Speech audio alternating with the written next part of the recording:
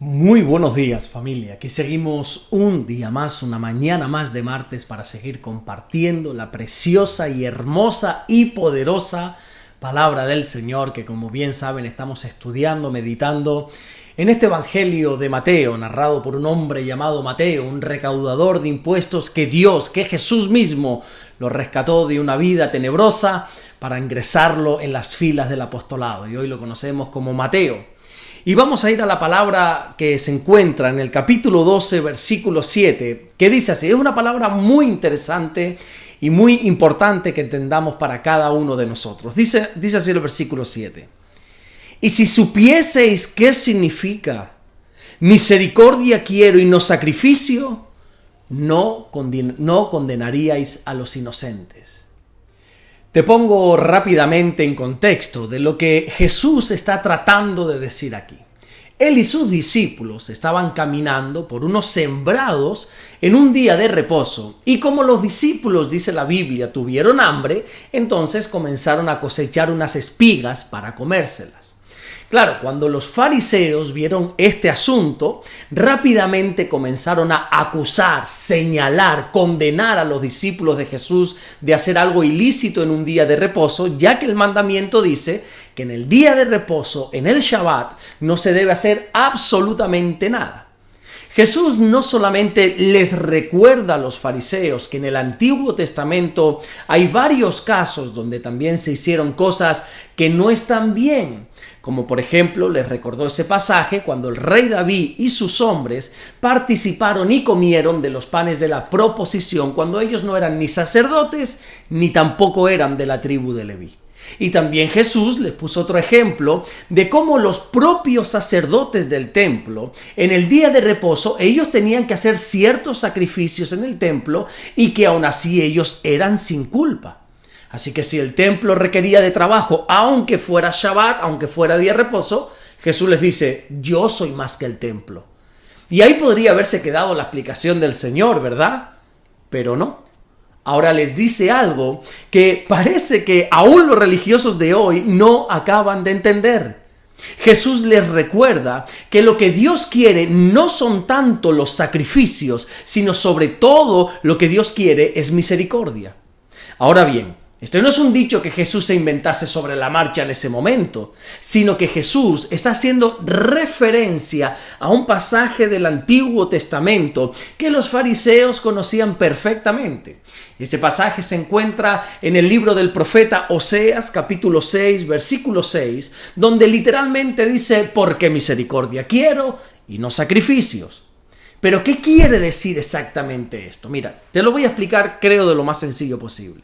Los sacrificios hacen referencia a todos los rituales que se celebraban antiguamente, tanto en el tabernáculo y posteriormente en el templo de Jerusalén, con el fin de poder obtener el perdón de los pecados. Hay una ley universal, la creas o no, que Dios ha establecido que dice, el hombre que pecare, ese ha de morir. Como dice el libro del profeta Ezequiel en el capítulo 18, versículo 4 y también en el versículo 20, y como también más tarde el apóstol Pablo explicó con otras palabras cuando él le escribe esa carta a los romanos en el capítulo 6, versículo 23, que dice que la paga del pecado es la muerte. Lo que sucede es que, claro, si esto se llevase literalmente a la práctica, no hubiese ser humano que pudiésemos sobrevivir, porque todos somos pecadores. Así que Dios en su enorme misericordia permite algo que se conoce como sacrificio de sustitución o sacrificio sustitutorio, como lo quieras llamar, que es que alguien muera por ti. Entonces en el Antiguo Testamento, para que el hombre pudiese recibir el perdón de los pecados, se podría sacrificar ciertos animales, como por ejemplo los corderos.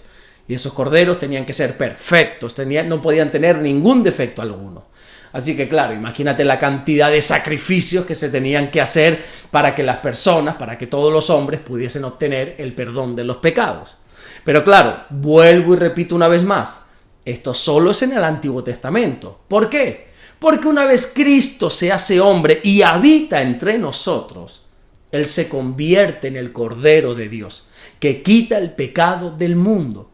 Jesús es el último sacrificio para que las personas podamos ser perdonadas por nuestras maldades, nuestros pecados. Somos culpables de ellos, pero Jesús es nuestro sacrificio sustitutorio. Él nos sustituye en el castigo que nosotros deberíamos recibir. Y entonces es ahí cuando somos perdonados y justificados. Qué hermoso, ¿verdad? Isaías dice en el capítulo 53, versículos 4 y 5, que Jesús sufrió nuestros dolores, que Jesús fue herido por nuestras rebeliones, que Jesús fue molido por nuestros pecados y que el castigo de nuestra paz fue sobre él. Jesús se sacrificó por nosotros. Pero como te dije en los devocionales anteriores, los judíos no creen que Jesús fuese el Mesías. Ellos aún a día de hoy siguen esperando la promesa de que Dios va a enviar a un Mesías, esa promesa que dio en el Edén. Ellos siguen teniendo la esperanza de que el templo de Jerusalén vuelva a levantarse para así poder continuar con todos los sacrificios. Para ellos es sumamente importante este asunto de los sacrificios. Y con esa mentalidad fue que Jesús les dijo, por favor, entiendan de una vez por todas que lo que el Padre quiere no es tanto los sacrificios, sino la misericordia. Si al final nosotros nos metemos en una dinámica de hacer y hacer y hacer para Dios, pero nos olvidamos de tener misericordia con las personas, créeme que no estamos agradando al Padre. Hacer para Dios está bien, claro que sí. Hacer para Dios es necesario, por supuesto, pero si hacemos todo lo que está en nuestras manos, pero mientras hacemos todo eso, no tenemos misericordia, siento comunicarte que estamos perdiendo el tiempo. Pablo dice en el precioso capítulo 13 de Primera de Corintios, en ese capítulo del amor, que si nosotros hacemos grandes obras para Dios, para el necesitado, pero que sin embargo no tenemos amor con las personas, entonces todo lo que hacemos no sirve absolutamente para nada. Los fariseos cumplían a rajatabla todos los sacrificios pertinentes. Ellos eran intachables en cuanto a todo lo que se tenía que hacer por y para Dios. Sin embargo, no tenían misericordia.